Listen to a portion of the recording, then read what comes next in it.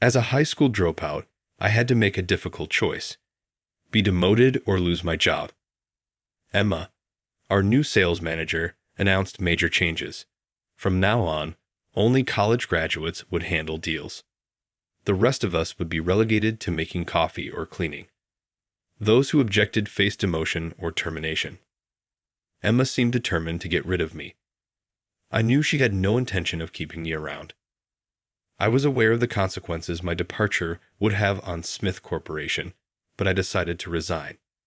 True to predictions, chaos ensued at the company. The $700 million deal with Sun Holdings was left in limbo. Emma had no idea that I was the one managing it. She would soon discover the truth. I'm Robert Johnson, 62 years old, working in the sales department at Smith Corporation. Our company, in the wholesale industry, has an annual revenue of $30 billion. My job involves overseeing ongoing deals with regular clients. Though I'm too old for field sales or cold calling, I manage many contracts from my desk, with occasional meetings outside. Emma Davis, the accomplished sales manager, held a grudge. She had risen through the ranks, earning her position through impressive credentials from NYU. Coinciding with my rehire, her promotion likely sparked resentment toward my return after retirement. Approaching my desk, she asked, "How's the work going, Robert?" I responded, "Well, it's probably not making much progress. Reading documents must be challenging with your mature eyesight. About half of eligible retirees are rehired, so my situation was not uncommon." I acknowledged that my eyesight couldn't match the sharp vision of the younger staff, but I kept a calm demeanor. Emma continued, "You should have retired for good. You weren't contributing much even before you left. Is it because you didn't finish high school and can't afford your living costs? You're just stealing a paycheck." I know my lack of a high school diploma affects how others perceive me. In a world that highly values education, being a 60-year-old high school dropout stands out as unusual.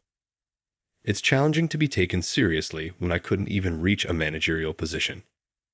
Emma had been bringing up this topic for the past 2 years, ever since her own promotion. It was clear she wanted me to leave. She placed a stack of documents on my desk. "Here's some work for you," she said. "You should be grateful." I already had my own tasks, but she seemed to think I wasn't doing enough. I sighed as I saw the overtime hours ahead. "Understand?" she asked. "Surprisingly obedient, aren't you? Even with your long career, being a high school dropout means you have to follow the lead of younger people. I wouldn't want to be in your shoes." The atmosphere in the room turned tense as Emma's dismissive demeanor left me feeling unsettled. Days later, she gathered the sales team and announced startling changes. "From now on, you'll only handle paperwork," she declared. "Make sure to serve tea to the college graduates so they can work comfortably." I tried to interject, "But I have ongoing deals I'm responsible for." Emma swiftly cut me off. "Those deals will be taken over by the college graduates. As a high school dropout, you don't need to worry about them. Now go fetch some tea." Turning to another employee, Emma ordered, "You will be responsible for keeping the entire building spotless, with no dust allowed." When the employee protested about having deals to manage, Emma snapped, "I already told you, the deals will be handled by the college graduates. Don't make me repeat myself." Despite her explanations, the reasoning behind the new assignments remained puzzling to the entire sales department. Sensing our confusion, Emma clarified, "High school dropouts and graduates will handle the grunt work, while college graduates will manage all the deals. This is the most efficient way to work from now on." "Certainly. Does anyone have any issues with that proposal? We're open to hearing thoughts or concerns if anyone has them. The goal is to ensure we're all on the same page and comfortable moving forward. Please feel free to share your perspective if you have any questions or reservations about the plan." Emma glowered at anyone who dared to protest. One employee voiced their concern, "But if we abruptly replace the person leading this, our clients might lose faith in us." "Tush," Emma snapped. That's why uneducated people are useless. Clients don't trust them and prefer someone else in charge. Can't you see that? The employee fell silent, unable to counter. Emma added, "If you can't accept these changes, you'll be transferred to our distribution facility in Nebraska. If that's not suitable, you can leave." The room grew still. The distribution center in Nebraska was known for monotonous work, sorting and moving packages all day, with lower pay than the headquarters. Employees would prefer to stay at the headquarters, even if it meant doing mundane tasks like cleaning and making tea. I couldn't fathom how Emma's decision would benefit Smith Corporation. I finally spoke up, unable to hold my tongue any longer. "If you change the person leading ongoing deals, it will only increase the client's distrust. There's a rhythm to these transactions." Emma's glare was intense. "What's your issue?" she demanded. I was taken aback by her harshness and could only smile awkwardly. As a non-graduate, I witnessed Emma's victorious grin. Those who leave school early face limited options, either a demotion or being let go. You're past your prime and have no value, so there's no need to keep you around, she asserted, stunning me. It was evident that Emma had consistently singled me out. Whether one holds a high school diploma or not, the result is often relegated to mundane duties. Considering my advanced age only reinforced her desire to have me removed from the workplace. I don't mind working in Nebraska, sorting packages. They often need part-time helpers, so I'm sure they'd be happy to have a full-time employee like me. But if an older person like me, a 60-year-old grandfather, shows up, they might think I'm not the right fit." Emma chuckled. "So, what's your plan then?" I thought about my options. Likely, the CEO and HR department weren't aware of this change. If they knew, they probably wouldn't approve it. Clearly, this was Emma's unilateral decision. I could report it, but I'm tired of her constant hostility. I've saved enough for retirement, so leaving doesn't seem too bad.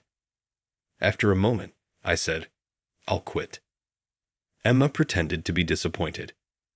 "If you wanted to keep working, you should have gone to the distribution center." The other employees were shocked. One of them spoke up. "Wait." "Quiet," Emma interrupted. "Lower-level staff should stay out of this." Emma dismissed the concern. Knowing things would only get worse, I didn't see the point in pointing it out. After being treated so poorly, should I write my resignation letter? Emma agreed. "Yes, do that.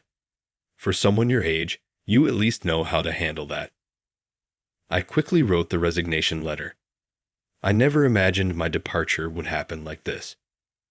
Regarding the handover process, Emma's response was dismissive. "No need for that. You only handle paperwork anyway."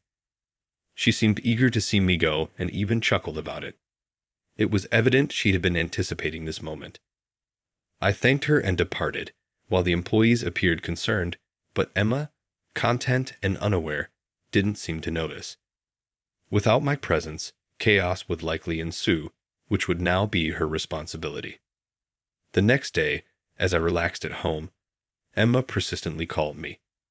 Although I had no obligation to answer, her calls were relentless, and I eventually picked up the phone. "Robert, what's going on?" Emma demanded, skipping any pleasantries.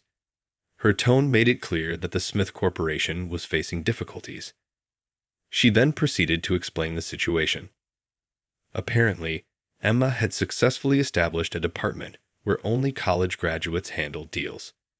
She had managed to divide the workload without the HR department or the CEO's knowledge for some time. Emma was in a cheerful mood, believing everything had gone according to plan. "Please, I need you to handle this $700 million deal with Sun Holdings.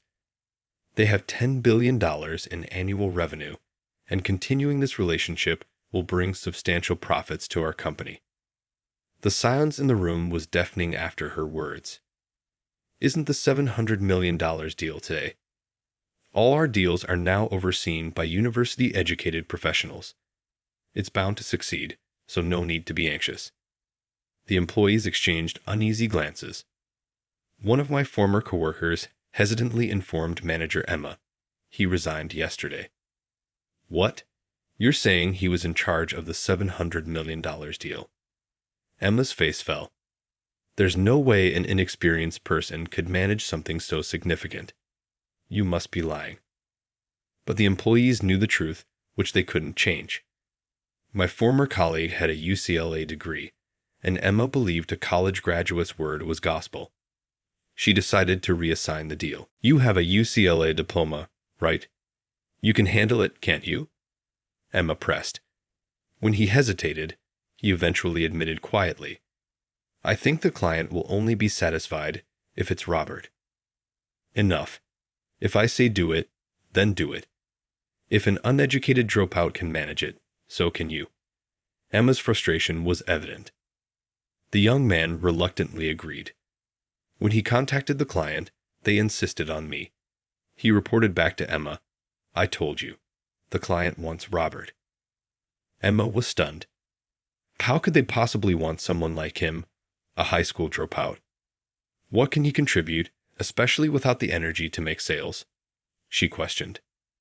One of my colleagues responded, Aren't you aware of Robert's impressive career? His resume may be sparse, but he's highly respected in the industry. Many major companies work with us because of him. Emma, a recent graduate at 22 who had been in the same department for 20 years, had focused solely on my lack of formal education, disregarding my reputation. Since she disliked me, no one mentioned my background in her presence. What do you mean? Emma asked. If you only look at resumes, you might not know his background. But Robert is extremely well known. Many large companies do business with us because of him. My colleague explained, I can't discuss this further, but you should contact Robert. Realizing it was inappropriate to reveal more, my colleague stopped. Emma, who had fired me the day before, was now calling me in desperation. What's happening? She asked, clearly furious. I decided to explain. It's true my name is somewhat known in the industry. I inherited my sales talent from my grandfather, who was also a CEO. Because of him, many companies continue to do business with me. Nearly 40 years ago, I handled major deals with top trading companies. I was considered a legendary salesman back then. My story began in middle school.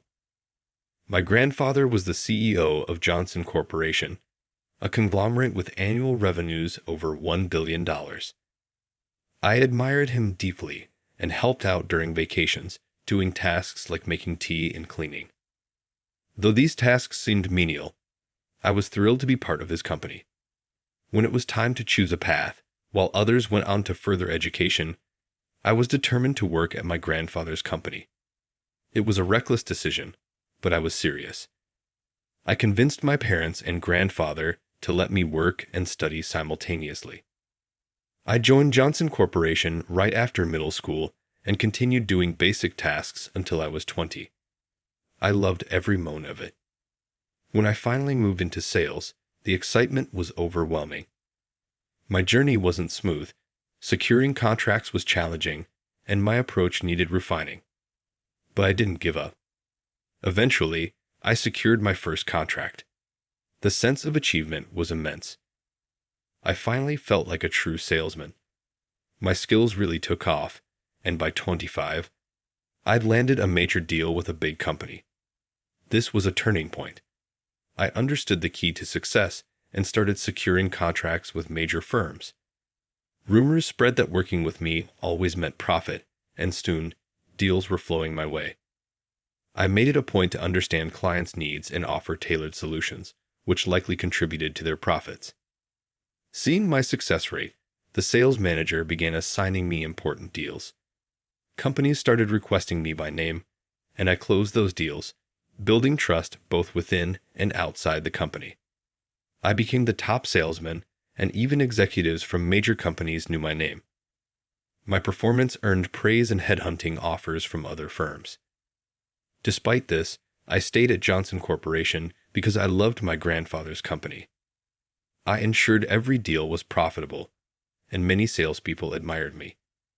Though I never boasted, I knew I was considered a legend. When my grandfather retired at 75, the executive vice president took over as CEO. My father wasn't interested in the company, and I was too young to become CEO at 27.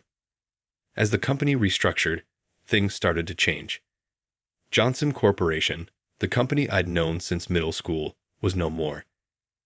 I felt sad seeing the changes daily and began considering a fresh start elsewhere. I decided to leave after properly handing over my responsibilities. Despite many offers from major companies, I joined Smith Corporation at 36. Since then, I've been working in sales here, but I've stepped back from prominent roles to let the younger generation shine. I explained Smith Corporation's current situation. All major clients are ones I secured, so it's no surprise they won't proceed without me. I manage so many deals that I didn't have time for administrative duties, which is why I didn't hold a formal position, though my salary was on par with managers. I was gradually passing on my responsibilities to younger employees, but being suddenly forced to resign meant I couldn't properly say goodbye or complete the handover. It's no wonder clients are saying they won't continue their deals. Emma was furious. "Why didn't you mention this sooner?" she demanded. "I did ask if a handover was necessary," I replied, "but if it's that important, you should have made it clear." She then told me I needed to inform the clients about the handover and assure them to continue doing business with Smith Corporation. I refused. Building trust is fundamental in business.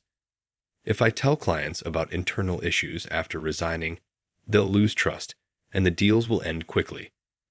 Smith Corporation's annual revenue is $3 billion, but $15 billion comes from the deals I secured.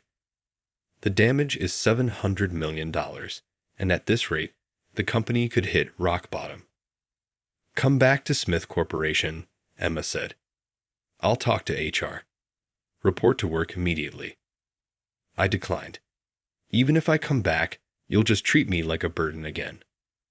I can't work under someone who judges people solely by their resume and educational background." Emma's frustration was palpable. She realized the major deals were secured through my connections and was terrified of losing them. That's why she was desperate to bring me back despite having fired me. I decided to be honest. Every day, I was insulted for being a high school dropout. I was pushed aside. I can't work under someone who only values resumes and education. Even if I agree to restore the deals, you'd just see me as a burden again. Emma might change, but I doubted it. Her inability to earn trust was her own fault. "Is that all? Since I've retired, I'd like to relax." Before she could respond, I hung up and blocked her number. Later, I heard that Smith Corporation was in serious trouble. Not only was the $700 million deal affected, but I was also managing other major deals worth $500 million and $1 billion. When I missed those meetings, clients grew suspicious. Upon checking with Smith Corporation employees, they discovered I had retired. As a result, clients began terminating their contracts, saying there was no point in continuing without me. Smith Corporation started losing its major clients one after another. While we could salvage smaller deals, losing several major ones was a significant blow. A week later, Mr. Smith, the CEO, called me in. I wouldn't have responded to manager Emma's summons, but Mr. Smith was different. He had supported me for nearly 30 years. When I arrived at the office, I saw Emma sitting dejectedly in the corner and Mr. Smith, looking troubled at his desk. He sighed deeply. We had no idea she changed the sales department's operations. The suggestion of her demotion was unauthorized. I'm truly sorry for what happened. Please don't worry about it, Mr. Smith. You've always been good to me, I said, turning to Emma. Apologize to him. I'm very sorry, Emma said, barely holding back tears. Clearly, Mr. Smith had severely reprimanded her.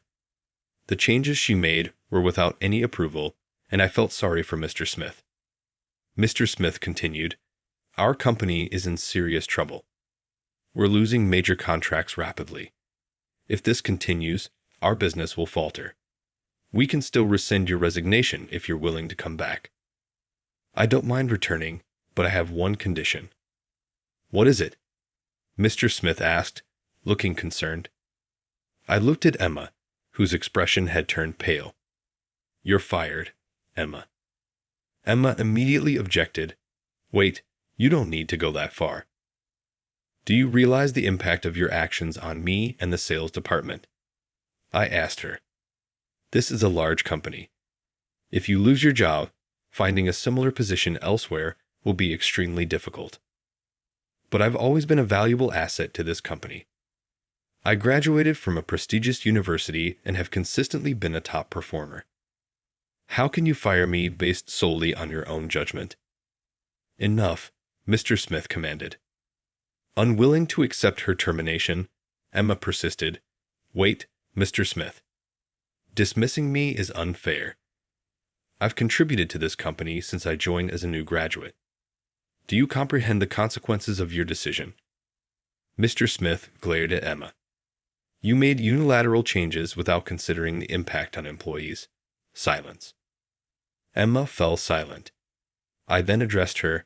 I may be older now, and my strength has diminished, but there's a limit to how much disrespect I can tolerate.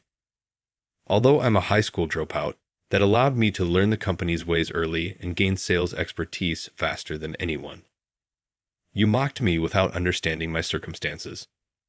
Emma trembled. Your current job duties are unacceptable. If you allow me, I can return, handle the transition, and apologize to our clients, but only if you step down. In that case, I'm content to remain retired.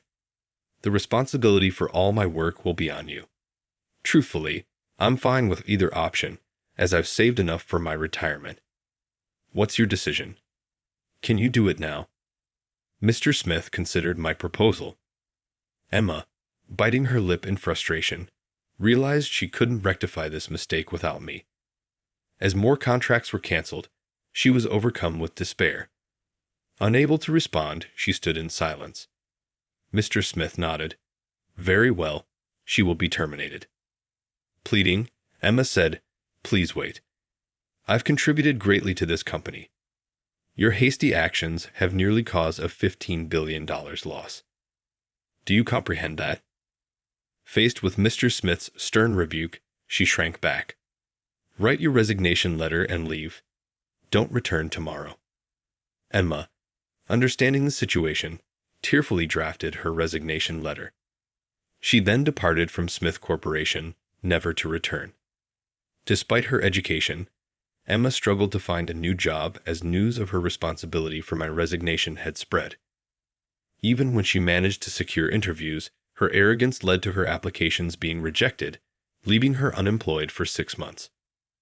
Humbled by the numerous rejections, Emma eventually settled for a part-time position, earning a fraction of her previous income at Smith Corporation. As for me, I returned to Smith Corporation and began taking charge of major contracts, apologizing to clients along the way. Employees, initially concerned about the future, felt reassured by my return. News of my comeback spread, and with my sincere apologies, we successfully restored major contracts. It became evident that Emma had been quite arrogant in her dealings with clients, and they found it easier to work with us after her dismissal. Smith Corporation became easier to manage than before. I plan to retire at 65, and if the transition continues smoothly, the company will expand its business even after my departure. My career will end on a high note. Although I had left my grandfather's company, I am grateful to have joined this one. With my remaining years dwindling, I'm determined to put in my utmost effort and conclude my sales journey on a triumphant note. I want to pour my heart into my work and finish strong, leaving behind a lasting legacy of success.